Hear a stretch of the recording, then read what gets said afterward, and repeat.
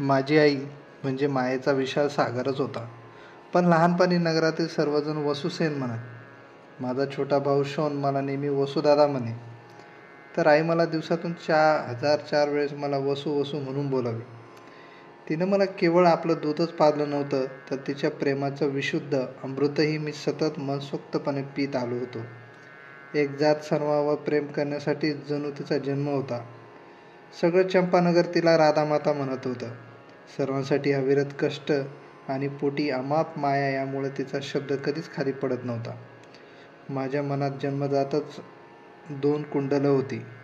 त्याची ती नगरातील लोकांशी बोलताना अनेक वेळा चर्चा करी. मी क्षणभर जरी दृष्टीआड झालो तरी तिचा जीव घाबरा होई, कासावीस होई. शेजाऱ्यांकडे जाऊन ती मला शोधण्याचा प्रयत्न करी. घटकानं घटका मला समोर बसून माझ्या कानातील कुंडलाकडे स्वतःला विसरून उगाच एकटक पाहत बसे. अनेक वेळा माझ्या मस्तकावरून हात फिरवून ती मला प्रेमानं म्हणे, वसू, गंगेच्या बाजूला कधी कधी जायचं नाही हं? का नाही जायचं? मी विचारी. हे बघ, वडील माणसाचं ऐकावं. जाऊ नको म्हटलं की जाऊ नये आपण. किती भित्री आहेस ग आई तू. अगं काय होतंय गेलं तर. नाही रे वसू. मला एकदम जवळ ओढून घेत माझ्या केसातून आपली लांबडी बोटं फिरवत ती मला विचारी, वसू, मी तुला आवडते की नाही? हो म्हणून मी मान डोलावी. माझ्या कानातील लयीत डोलणाऱ्या कुंडलाकडं कौतुकानं पाहत ती म्हणे, मग माझी आज्ञा समजून जायचं नाहीस कधी गंगेकडे? ती मला कळवळून सांगे. तिच्या डोळ्यातून त्यावेळी भीतीचे भाव प्रकट होत. तिला बरं वाटावं म्हणून मी म्हणे, तू म्हणतेस तर नाही जाणार, मग तर झालं. ते ऐकतच आत्यंतिक प्रेमानं ती मला एकदम जवळ ओढून घेई आणि कडकडून मिठी मारी. माझ्या मस्तकाचे आणि कानांचे पटापट मुके घेई.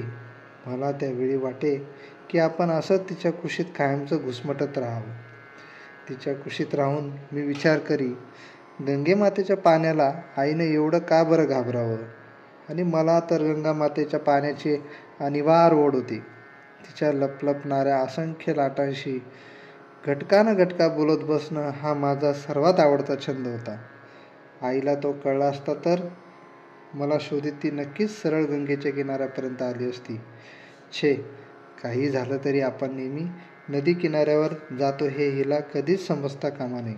मी निश्चय करून टाकी आणि तो पुरा करण्यासाठी शोनाला रंगीत शिंपले आणि पिकलेल्या पिवळ्या बकुल फुलांच्या मुठी भरून दे. माझे बाबा कौरवराज धृतराष्ट्रांच्या रथाचे सारथी होते. त्यांचा रहिवाशी बहुतेक हस्तिनापुरात कौरवांच्या राजधानीतच होत असे. ते नगर किती तरी दूरवर होतं.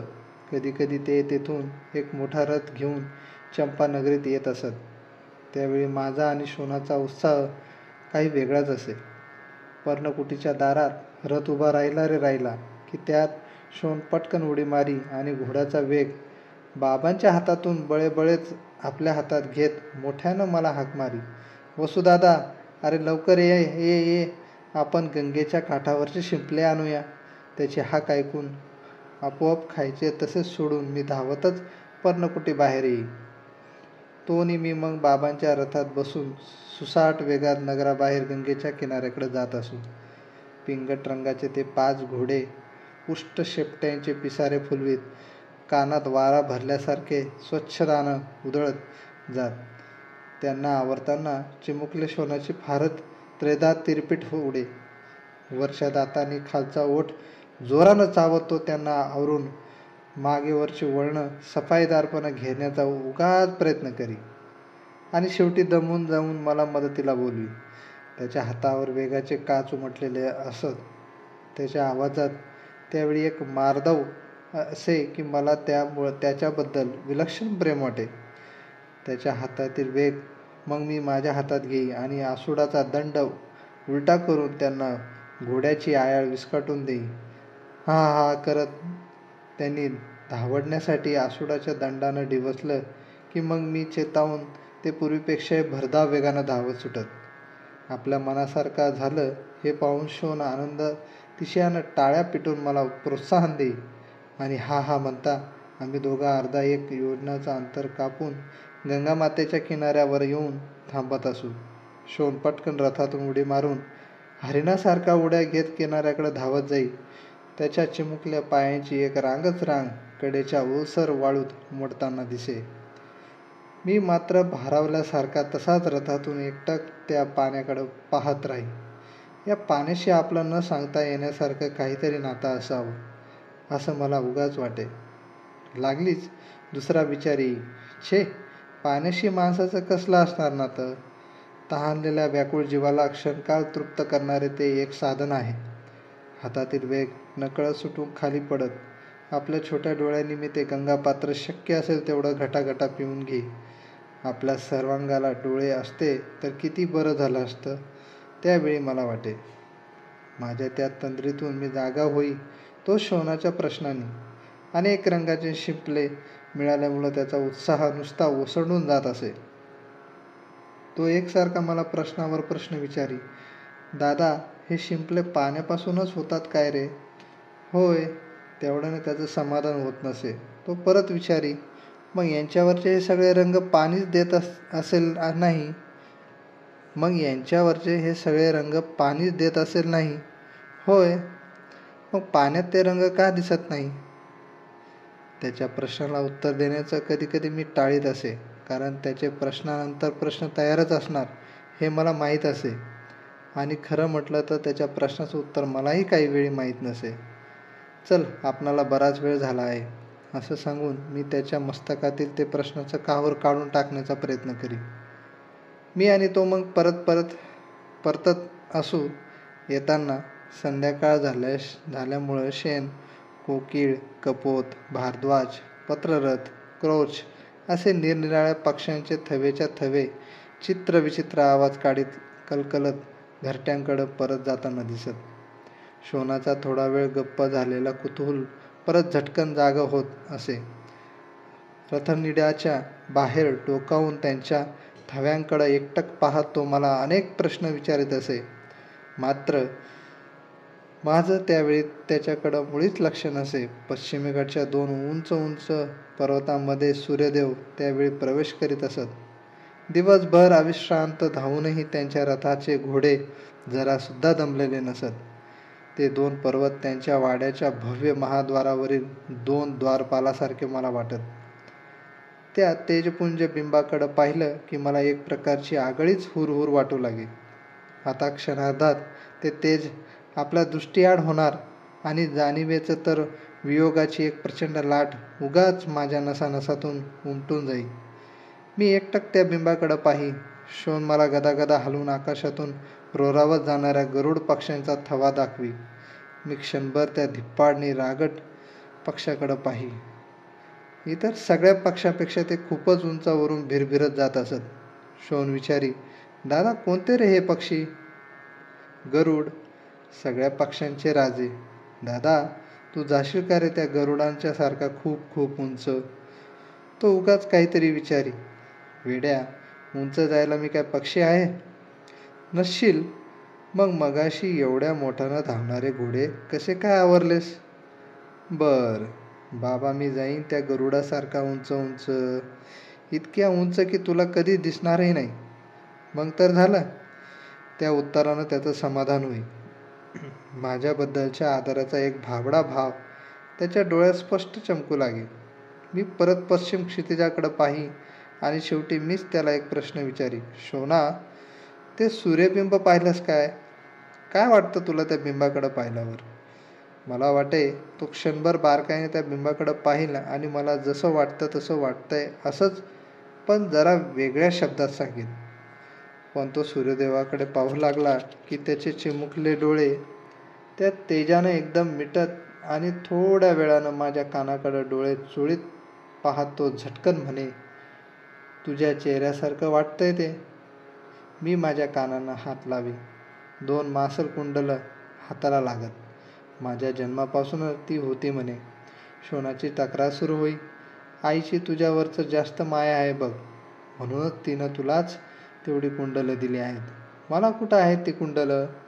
त्याच्या त्या उद्गारांनी मी क्षणभर विचारात पडे. परत एकदा पश्चिमेकडच्या डोळ्याआड होऊ पाहणाऱ्या त्या तेजस्वी बिंबाकडे मी बारकाईने एकटक पाही. माझ्या छोट्या मनात भावनांचे हल्लकल्लोळ माजत एका हातानं घोड्याचे वेग आवरीत शोनाची दृष्टी चुकून दृष्टीआड होणाऱ्या त्या तेजाला मी दुसऱ्या हातानं निरोप देई.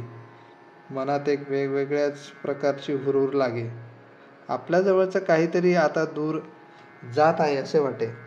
आवेगानं मी हातातली आसुडाचा एक जबरदस्त फटकारा घोड्यांच्या पाठीवर ओढी. आपले खूर झाडीत मार्गावरची धूळ उडवीत ते खिंकाळत वायुवेगाने धावू लागत. जवळ बसलेला क्षण, धावणारे घोडे, मग पडणारे अशोक, ताल, किशुक, मधुक, पाटल, तमाल, कदंब, शाल, सांतवन यांचे उंच उंच गर्द पानावळीचे वृक्ष यापैकी कशाचंच मला भान नसे. केवळ समोरचा सरपटतच मागं जाणारा मार्ग आणि त्यावरची वळणं तेवढीच दिसत. माझ्या मनात एक विचार तरळून जाई.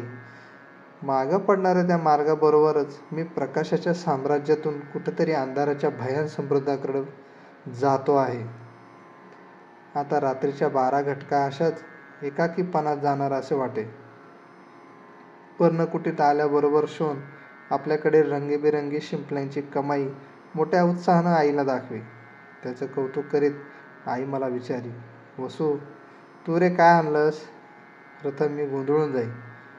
काय उत्तर द्यावं ते मला चटकन समजत नसे, कारण मी काहीच आणलं नसे. कसं तरी स्वतःला सावरून मी म्हणत असे, मी शोनाला परत आणले हेच मोठं समज. आई, अगं, हा तिथंच बसला असता रात्रभर शिंपले गोळा करत. हो हो, तर तू आणलंस काय रे मला? मीच आणलंय ग याला परत. नाहीतर हा तिथंच बसला असता सकाळपर्यंत त्या सूर्यबिंबांची वाट बघत. शोन मान वेळावून आपली बाजू मांडी आई माझ्याकडं बारकाईने पाहू लागे. माझ्या चेहऱ्याकडं तिने इतकं निरखून का पाहावं तेच मला समजत नसे. मी तेथून सरळ बाहेर येई. आमच्या पर्णकुटीत बाबांनी आणलेली अनेक प्रकारची अनेक आकाराची धनुष्य होती. का कुणास ठाऊक, पण जेव्हा मी पहिल्या प्रथम त्यातील एक धनुष्य पाहिलं तेव्हा त्याबद्दल मला वाटलेलं आकर्षण विलक्षण होतं. त्याची कपोताच्या मनोसारखी वळण घेतलेली धनुकली नुसतं नखानिक छेडलं तरी झणत्कार करणारी प्रत्यंचा मला अतिशय आवडली होती. बाबांच्या हातातून जवळजवळ मी ते हिसकावूनच घेतलं. हातात ते नाचवीत उड्या मारीत अंगणात घोड्याच्या शेपटीची खेळत असलेल्या शोनाजवळ मी क्षणात आलो. तो घोड्याच्या शेपटीच्या झुबेकदार गोंड्यातील चमकदार नि लांब केस काढण्यात गुंतला होता. काहीतरी गुणगुणत होता. त्याला ते धनुष्य दाखवीत मी म्हणालो, शोना, हे बघ आपलं खेळणं. आता घोड्याचे केस उपटायचं सोडून दे. आत्तापासून आपला नवा खेळ सुरू. त्यानं हातातील केस झटकन फेकून दिले. बघू बघू म्हणत मोठ्या उत्सुकतेने तो नाचतच माझ्या जवळ आला. माझ्या हातातील धनुष्य त्यानं आपल्या हातात घेतलं आणि डोळे मोठे करून तो म्हणाला, बरंच जड आहे की रे हे. हट्ट, हे कसलं जड? आण इकडं आणि आतून एक बाण घेऊन ये. मी त्याला बाण आणायला पिटाळला. दादाला बाण द्या, दादाला बाण म्हणत तो ओरडतच आत पळाला. मी माझ्या उत्तरीयानं त्या धनुष्याच्या दंडावरची धूळ हळुवारपणे पुसली. हातात ते पेलून पाहिलं. इतक्यात शोन एक बाण घेऊन उड्या मारीत बाहेर आलाय. माझ्या हातात तो देऊन समोरच्या वडाच्या झाडाकडं बोट दाखवीत म्हणाला, दादा, मार बघू त्या झाडात हा बाण. मी झटकन प्रत्यंचा चढविली आणि बाण लावून मी ताकदीनं खेचली. एका ठिकाणी हात स्थिर करून डावा डोळा मिटून ती सोडून दिली. खंड्या पक्षाच्या झेपेसारखा तो एक बाण एका सरळ रेषेत पुढे गेला आणि कचकन पुढच्या वडाच्या झाडात घुसला. क्षणभरातच बाण घुसला होता. त्या जागेतून दूधवर्णी रस ठिपकू लागला. शोण टाळ्या पिटून उड्या मारू लागला. माझा वेध त्याला आवडला होता. त्या दिवसापासून माझा आणि शोनाचा तो एक नित्याचा खेळच झाला होता. आकाशात भराऱ्या मारणाऱ्या शेण पक्षाला बाणानं अचूक टिपणं, वाऱ्याच्या झोताबरोबर इकडं तिकडं हलणाऱ्या शेंड्यावरच्या आम्रफलाचा देठ तोडणं, एकच वेळी 2 बाण सोडून 2 वेळीस वेगवेगळी लक्षणं साधणं, असे विविध खेळ स्वतःला विसरून आम्ही घटाकन घटका खेळू लागलो. या सगळ्या खेळांचे पंच होते आमचे बाबा. ते सांगतील तेवढ्या गोष्टी आम्ही दोघं नम्रपणे पाळीत होतो. पण माझ्या मनात नेहमी एकच विचार येई, आपणाला हवा तसा आणि हवा त्या ठिकाणी बाण सोडता आला पाहिजे. लक्ष न पाहता नुसत्या आवाजाच्या रोखानं बाण सोडता आला पाहिजे. साळींद्र प्राणी जसा आपल्या संरक्षणासाठी आपल्या अंगावरचे 100-200 नलिका एकाच वेळी सोडू शकतो, तसं आपणालाही असंख्य बाण एकाच वेळी सोडता आले पाहिजेत.